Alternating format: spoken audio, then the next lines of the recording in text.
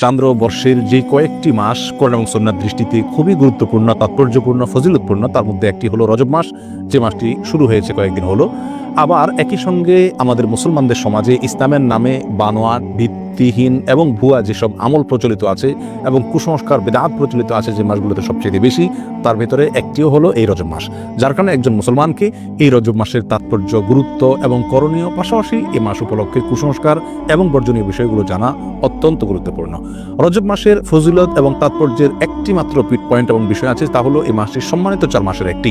আল্লাহ সুবহানাহু ওয়া তাআলা বছরের 12টি মাসের ভিতরে 4টি মাসকে সম্মানিত মাস হিসেবে ঘোষণা দিয়েছেন এবং সেই 4টি মাসের ভিতরে একটি হলো এই রজব মাস, আর বাকি 3টি হলো জিলকদ, জিলহজ এবং মুহাররম, 11, 12 এবং 1 নম্বর মাস।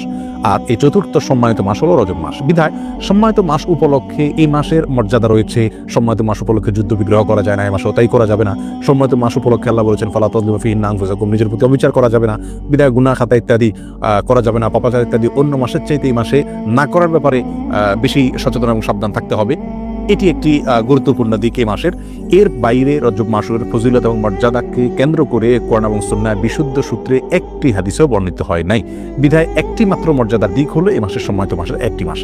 এ মাসকে কেন্দ্র করে যে সমস্ত ভুল ধারণা বা কুসংস্কার আমাদের সমাজে প্রচলিত আছে এবং সমাজে ছেয়ে আছে, তার ভিতরে প্রধান এবং সবচেয়ে বড় কুসংস্কারের বিষয় হলো অনেকেই মনে করেন রজব মাসটি হলো মেরাজের মাস এবং এই মাসের 27 তারিখে রাসূল আকরাম সাল্লাল্লাহু আলাইহি ওয়াসাল্লামের মেরাজ হয়েছে, এই ধারণা অনেক মুসলমানরা রাখেন এবং অনেকের ভিতরে এটা বদ্ধমূল আছে।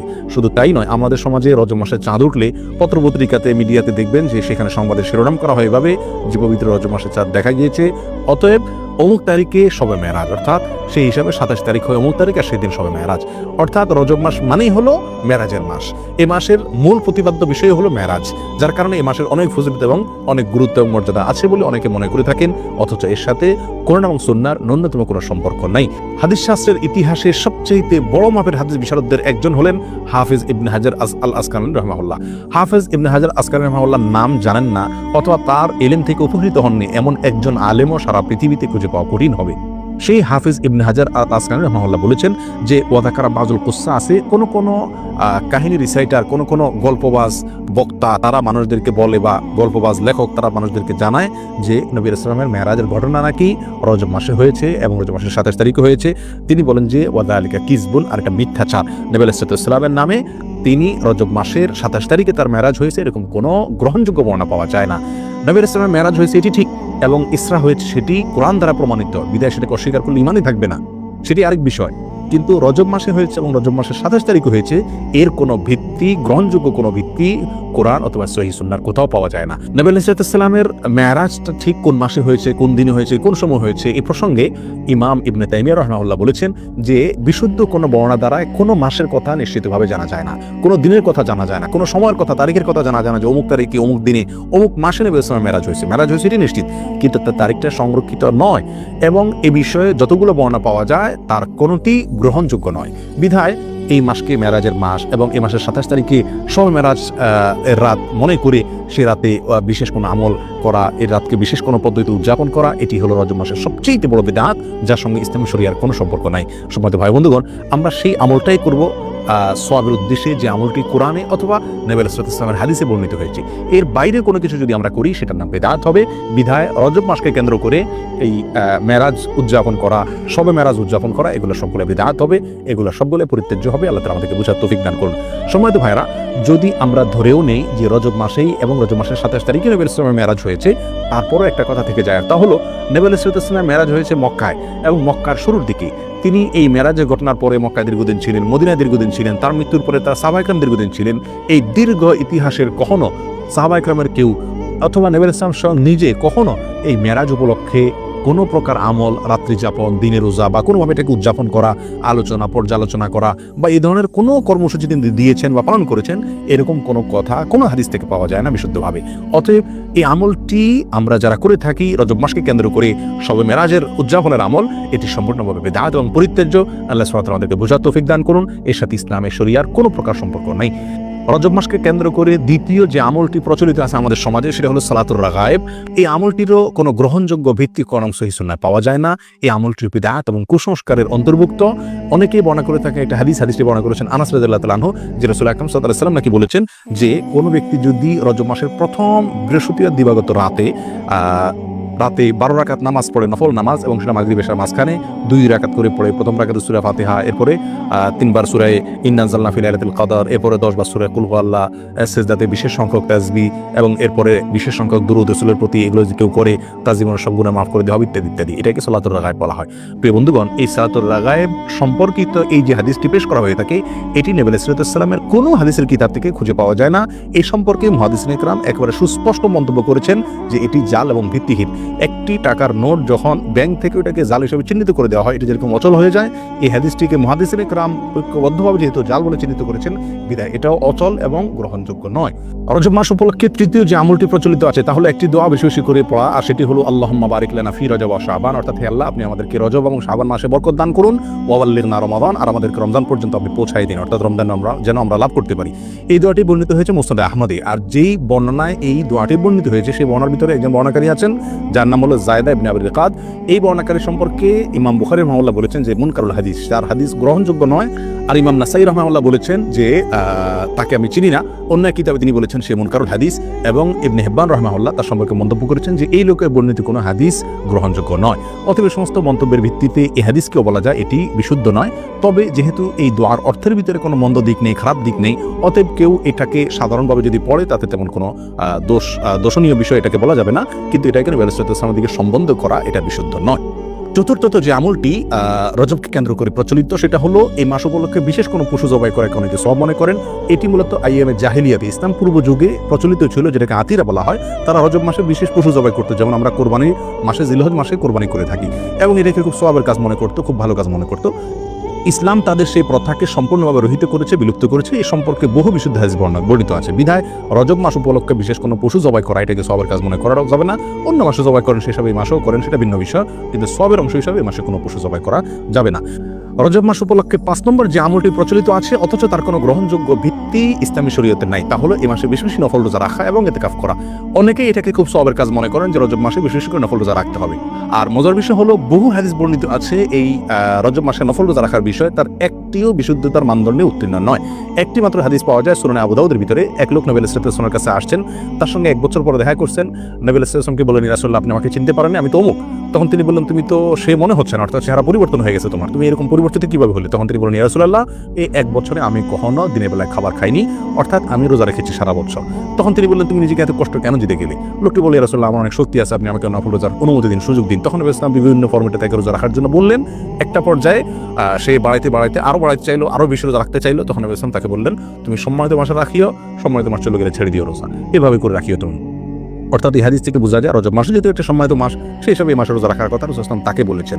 এই হাদিসে মূলত তাকে স্পেশালি বলা হয়েছে, এবং সম্মানিত মাসে এটা রজবের সাথে খাস নয়, বিধায় রজব মাসে নফল রোজার বিশেষ কোনো ফজিলত আছে এরকম মনে করাটা বিশুদ্ধ নয়। রজব মাসকে কেন্দ্র করে আরেকটি আমল প্রচলিত আছে, তাহলে ওমরা বেশি বেশি করা, বিশেষ করে সৌদি আরবে প্রচলিত আছে, আর শিয়াদের ভিতরে এটা বেশি প্রচলিত আছে। শিয়ারা গোটা রজব মাসকে কেন্দ্র করেই অনেক আনুষ্ঠানিকতা করে থাকে, যার একটা প্রভাব আমাদের সমাজে পড়েছে, কারণ শিয়াদের অনেক প্রভাব এখন আমাদের সমাজে রয়ে গেছে, যার কারণে রজব মাসকে খুব বেশি ঘটা করে আমরা অনেকেই উদযাপন করে থাকি। তার ভিতরে একটি কাজ অনেকেই করে থাকেন, তা হলো বিশেষভাবে ওমরা। মনে করেন যে রজব মাসে ওমরা করলে বেশি সওয়াব হবে, এবং এটাকে ওমরায়ে রজবিয়া বা রজব মাসের ওমরা বলা হয়। অথচ এই সম্পর্কে নবী আলাইহিস সালাম থেকে বিশুদ্ধ কোনো হাদিস পাওয়া যায় না। একটি হাদিস আছে সহিহ বুখারীতে, আব্দুল্লাহ ইবনে ওমর রাদিয়াল্লাহু আনহু বর্ণনা করেছেন। তিনি বলেছেন নবী আলাইহিস সালাম 4টি ওমরা করেছেন, এবং তার একটি ছিল রজব মাসে। তখন আমাদের আয়েশা রাদিয়াল্লাহু তাআলা আনহা তাকে খণ্ডন করে বলেছেন যে নবী আলাইহিস সালামের 4টি ওমরার প্রত্যেকটি ওমরায় তিনি সঙ্গে ছিলেন, তার কোনো ওমরা রজব মাসে ছিল না। অতএব সহিহ বুখারীর এই সুস্পষ্ট হাদিস থেকেও বোঝা গেল রজব মাসে ওমরা করার বিশেষ কোনো ফজিলত নেই। অন্য মাসে কেউ ওমরা করে সেই সবই মাসেও করতে পারে, যেমনিভাবে রজব মাসে রোজারও বিশেষ কোনো ফজিলত না, কিন্তু অন্য মাসে কেউ 13, 14, 15 চাঁদের এই তারিখগুলোতে অথবা সোমবার সুদবার রোজা রাখে, সেই হিসাবে কেউ রোজা যদি রাখে এটা ভিন্ন কথা, কিন্তু রজব হিসাবে যদি কেউ রাখে তাহলে সেটা বিদআত হবে। রজব মাসকে কেন্দ্র করে অনেক জাল এবং ভিত্তিহীন হাদিসও বর্ণিত হয়েছে। তার ভিতরে একটি হলো রজব আল্লাহর মাস, শাবান রাসূলের মাস, আর রমজান হলো তার উম্মতের মাস, এরকম একটা হাদিস অনেকে বর্ণনা করে থাকেন। এই হাদিসকে হাফেজ ইবনে হাজার আসকালানি রাহিমাহুল্লাহ বলেছেন, এই হাদিসের বর্ণনাকারীদের ভিতরে আবু বকর আন-নাকাশ নামে একজন বর্ণনাকারী আছেন, যে লোকটি মিথ্যুক এবং রাসূল সাল্লাল্লাহু আলাইহি ওয়াসাল্লাম নামে হাদিস বানানোর ক্ষেত্রে সে বিখ্যাত। আর তার সম্পর্কে অন্যান্য মুহাদ্দিসিন ইকরামের অনেকে আরো অনেক মন্তব্য করেছেন। তার ভিতরে ইমাম সৈয়দ রাহমাতুল্লাহি আলাইহি মাসনুআর ভিতরে ইমাম সালাহ রাহিমাহুল্লাহ মুজওয়াত নামক কিতাবে তার সম্পর্কে একই মন্তব্য প্রায় করেছেন, বিধায় এটিও জাল এবং ভিত্তিহীন হাদিস। অনেকে রজব মাস সম্পর্কে আরেকটা হাদিস বর্ণনা করে থাকেন, অনেক খুতবাতে, অনেক আলোচনাতে আমরা অনেক হয়তো শুনে থাকবো যে কোরআনের মর্যাদা সকল জিকিরের মধ্যে যেরকম শ্রেষ্ঠ, এরকম সকল মাসের ভিতরে রজব রজব মাসের মর্যাদা শ্রেষ্ঠ। এই হাদিস যারা বর্ণনা করে থাকেন, এই হাদিস প্রসঙ্গেও হাফেজ ইবনে হাজার আসকালানি রাহিমাহুল্লাহ এবং অন্যান্য হাদিস বিশারদ, বিশেষ করে জাল হাদিস বিশেষজ্ঞ ওলামা ইকরামের অনেকেই বলেছেন যে হাদিসের বর্ণনাকারীর ভিতরে সিক্তি নামে একজন বর্ণনাকারী আছেন, আর এই বর্ণনাকারী, এই লোকটি জাল হাদিসের বিখ্যাত বর্ণনাকারী, অর্থাৎ রাসূলুল্লাহ সাল্লাল্লাহু আলাইহি ওয়াসাল্লামের নামে মিথ্যা হাদিস বর্ণনা করার ক্ষেত্রে তার বিশাল খ্যাতি রয়েছে। এই সম্পর্কে রিজাল শাস্ত্রে একেবারে চিহ্নিত এই লোক, যার কারণে এই বর্ণনাটাও ভিত্তিহীন, জাল এবং বানোয়াট, ভুয়া রাসূলুল্লাহ সাল্লাল্লাহু আলাইহি ওয়াসাল্লামের নামে মিথ্যা হাদিস। রজব মাস সম্পর্কে আরেকটি জাল বা ভিত্তিহীন হাদিস আছে, তা হলো রজব মাসে যে ব্যক্তি 3টি রোজা রাখবে আল্লাহ তাআলা তার আমলনামে 1 মাস রোজার সওয়াব দিবেন, আর যে ব্যক্তি 7টি রোজা রাখবে আল্লাহ তাআলা তার জন্য জাহান্নামের 7টা দরজা বন্ধ করে দিবেন। এরকম একটা হাদিস অনেকে বর্ণনা করে থাকেন, এবং এই হাদিসকে জাল হাদিস সমগ্রের যত বই আছে, জাল হাদিসের কালেকশনের যত বই আছে, তার সমস্ত কিতাবেই এই হাদিসটি স্থান পেয়েছে। ইবনুল জাওজি রাহিমাহুল্লাহ আল মাওজুআত কিতাবে, সৈয়দ রাহমাতুল্লাহ তাআলা আল মুসনাদ কিতাবে, শাওকানি রাহিমাহুল্লাহ ফাওয়াইদুল মুজমুআ কিতাবে এবং তাবয়িনুল আজাব কিতাবে, ইবনে হাজার আসকালানি রাহিমাহুল্লাহ, এভাবে সমস্ত প্রায় জাল হাদিসের যে কিতাবগুলো আছে সেগুলোতে এই হাদিসটা স্থান পাইছে, অর্থাৎ এই হাদিসটি জাল এবং ভিত্তিহীন। এভাবে রজব মাসকে কেন্দ্র করে আরো অনেক জাল, ভুয়া এবং ভিত্তিহীন হাদিস আমাদের সমাজে প্রচলিত আছে। তার ভিতরে আরেকটা হলো, যে ব্যক্তি রজব মাসে রোজা রাখবে এবং 4 রাকাত নামাজ পড়বে, আল্লাহ সুবহানাহু ওয়া তাআলা জান্নাতে তার জন্য যে আসন রেখেছেন, তার যে মাকাম হবে, সেটা না দেখে তার মৃত্যু হবে না, অর্থাৎ দেখে তারপর মৃত্যু হবে। এই হাদিসটাও জাল এবং ভিত্তিহীন, বানোয়াট। এর সঙ্গে ইসলামী শরীয়তের কোনো সম্পর্ক নাই। ইমাম শাওকানি রাহিমাহুল্লাহ ফাওয়াইদুল মুজমুআ কিতাবে এই হাদিসকে জাল বলে চিহ্নিত করেছেন। ইবনুল কাইয়িম আল জাওজি রাহিমাহুল্লাহ মাওজুআত কিতাবে এটাকে জাল বলে চিহ্নিত করেছেন, এবং অন্যান্য কিতাবেও চিহ্নিত হয়েছে। এটাও জাল এবং ভিত্তিহীন। সম্মানিত ভাই বন্ধুগণ, রজবকে কেন্দ্র করে আরো একটি ভুয়া আমল ইদানিং আমাদের সমাজে প্রচলিত বেশ কয়েক বছর থেকে দেখা যায়, এবং সামাজিক যোগাযোগের মাধ্যমে খুব বেশি প্রচলিত দেখা যায়। তা হলো, অনেকে বলে থাকেন, অনেকে মেসেজ পাঠিয়ে থাকেন, ইনবক্স করে থাকেন যে রমজান অমুক তারিখে হবে, এই সংবাদ যদি আপনি এতজন লোককে দেন তাহলে আপনার জন্য জান্নাত ওয়াজিব হবে, ইত্যাদি ইত্যাদি। এটি আমাদের মূর্খতার একটা বড় প্রমাণ। আমরা কোরআন সুন্নাহ থেকে যে কত দূরে সরে গেছি, যে কোনো কথা, মুখরোচক কথা শুনলে আমরা এটাকে গিলে খাচ্ছি ইসলামের নামে, এটার একটা বড় প্রমাণ হলো এই ঘটনাকে আমরা অনেকেই খুব গুরুত্বের সাথে দেখি, এবং এই মেসেজকে আমরা অনেকে চালাচালি করে থাকি। প্রিয় বন্ধুগণ, রমজানের সংবাদ কাউকে দিলে তার জন্য কোনো ফজিলতের কথা, কোনো মর্যাদার কথা কোরআন সুন্নাহর কোথাও বলা হয়নি। যারা এই মেসেজকে প্রচার করেন তারা আল্লাহ এবং তার রাসূলের নামে মিথ্যাচার করছেন, আর যারা মিথ্যাচার করছেন নবী সাল্লাল্লাহু আলাইহি ওয়াসাল্লাম বলছেন তাদের ঠিকানা জাহান্নাম। বিধায় এই ধরনের মেসেজকে আমরা ফরওয়ার্ড করবো না এবং এগুলোকে ইগনোর করবো। এর সাথে ইসলামী শরীয়তের কোনো সম্পর্ক নাই। সর্বসাকুল্যে আমরা খোলাসায় সামারিতে বলতে পারি, রজব মাসের বিশেষ কোনো ফজিলত এবং মর্যাদা নেই, সম্মানিত 4 মাসের একটি এই কথা ছাড়া। এ মাস উপলক্ষে বিশেষ একটি আমলের কথাও কোরআন সুন্নাহ বর্ণিত হয় নাই, এবং এ মাস উপলক্ষে বিশেষ কোনো রোজা, বিশেষ কোনো উমরা, বিশেষ পদ্ধতিতে সালাত, এমনকি বিশেষ যে আমলটি আমাদের সমাজে সবচেয়ে জড়ভাবে প্রচলিত আছে, মেরাজের রাত্রি উদযাপন করা, সে রাত্রে জেগে ইবাদত করা, দিনে রোজা রাখা, এর একটি জিনিসও নবী আলাইহিস সালাম থেকে প্রমাণিত নয়। আর নবী আলাইহিস সালাম থেকে যেটি প্রমাণিত না, সেটা দেখতে যতই ভালো দেখা যাক না কেন, তার কোনো সওয়াব আমরা পাবো না। এটা বিদআত হিসাবে গণ্য হবে, আর বিদআতের ঠিকানা জাহান্নাম। আমরা অনেকেই বলে থাকি যে মানুষ এমনি মসজিদে আসে না, নামাজে আসে না। এক উসিলা যদি শবে মারাজ উপলক্ষে মসজিদে আসে, আপনারা বাধা দিয়ে মসজিদ থেকে বের করে লাভ কি? তারা তো গান গাচ্ছে না, হারাম কাজ করছে না। যে সমস্ত ভাইরা এটা বলেন, 2 কারণে তাদের সঙ্গে আমরা একমত হতে পারবো না। নাম্বার 1, বিদআত কাকে বলা হয়? ভালো কাজ, দেখতে ভালোই মনে হচ্ছে, কিন্তু কোরআন এবং সুন্নাহ এটা করতে বলা হয়নি, এটার নাম বিদআত, আর এই বিদআতের ঠিকানা জাহান্নাম।